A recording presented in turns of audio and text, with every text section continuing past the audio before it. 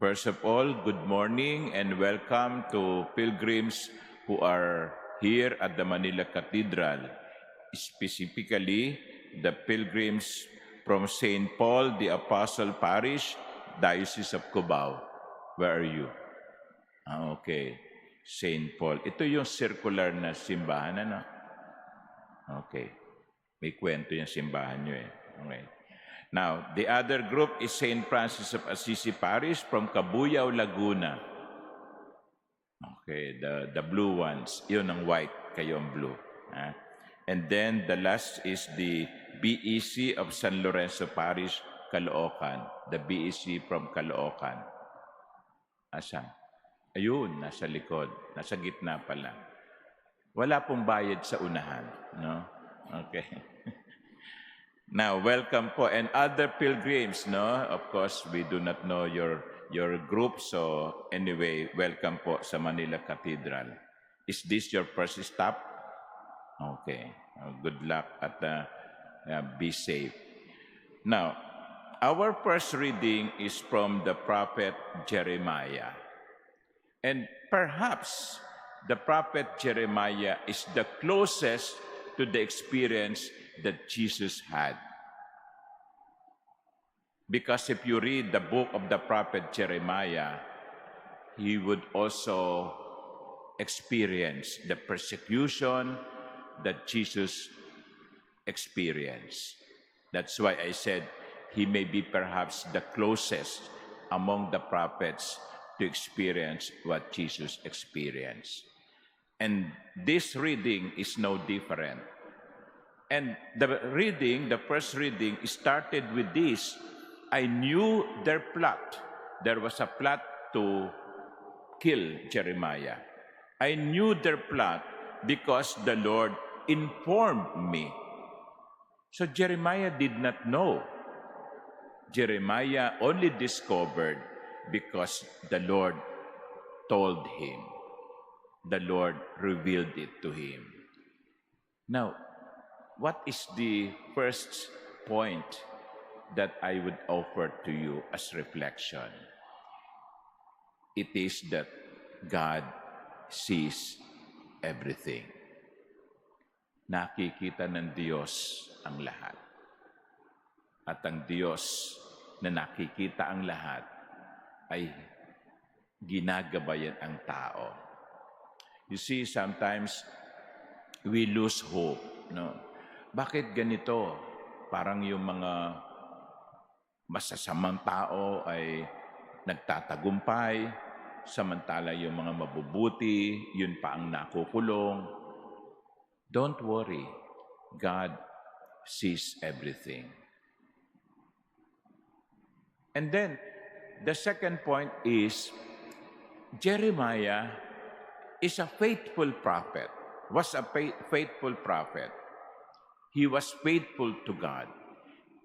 And in spite of that fidelity, in spite of his faithfulness, in spite of his righteousness, it did not accept him from suffering.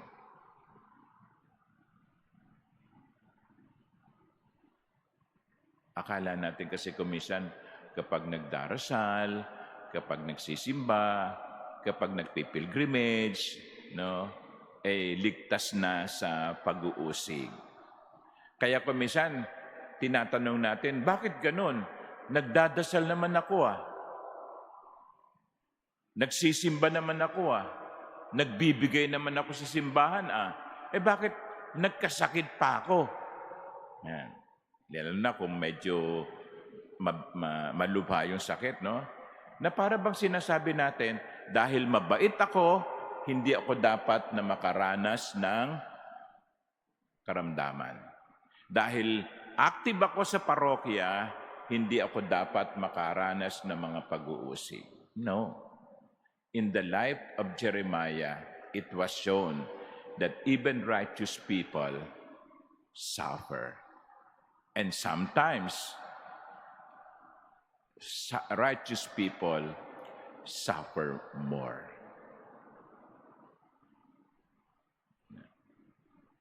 Meron pong libro, no? I don't know if you have read it, no? The title is Why Do why do bad things happen to good people? No? Something like that. No? Why do bad things happen to good people? There is no exemption. We suffer because we are human beings. We suffer because suffering is part of discipleship. Di ba sabi ni Jesus nga, no? Ang sino mang nagnanais na sumunod sa akin, kinakailangang talikdan niya ang kanyang sarili, pasanin ang kanyang krus araw-araw. So bahagi ng pagsunod kay Kristo ay ang pagpapasan ng krus. That's why our prayer should not be, Lord, take away my cross. It's not possible. When you follow Jesus, you have to take up your cross. That should not be our prayer. But rather, our prayer is, Lord, help me to take up my cross. Panginoon, tulungan mo akong pasanin ang aking krus. At tutulungan tayo ng Diyos sa kanyang mga biyaya. And the final point for reflection is this. At the end of the first reading, Jeremiah said, "Let me witness the vengeance you take on them," sabi ni Jeremiah, "for to you I have entrusted my cause." So ang sabi ni Jeremiah, Lord, alam mo naman ang lahat. Alam mo naman kung gaano ko katapat sa iyo. Bahala ka na, Panginoon. Bahala ka na. At ang Diyos ay kikilos. Sabi nga natin sa Salmo Responsorio, O Lord my God, in you I take refuge. Kung merong mga naiinggit sa inyo, kung merong mga naninira sa inyo, kung merong mga nanloloko sa inyo, kung merong mga ayaw magpatawad sa inyo, sabihin nyo na lang sa sarili nyo, bahala ang Diyos sa iyo. May araw ka rin. Di ba? Huwag kayo ang gumante. Huwag kayo ang manira. Huwag niyong tapatan ng kalokohan o kasamaan, yung kasamaan ng iba. Sabihin niyo na lang, bahala ang Diyos sa iyo. So let us pray for one another, because many times we experience also what the prophet Jeremiah experienced. We are persecuted, we are maligned, we are envied. God sees that. God sees those things. It does not exempt us from suffering, but let us trust that in the end, the justice of God will prevail. Amen.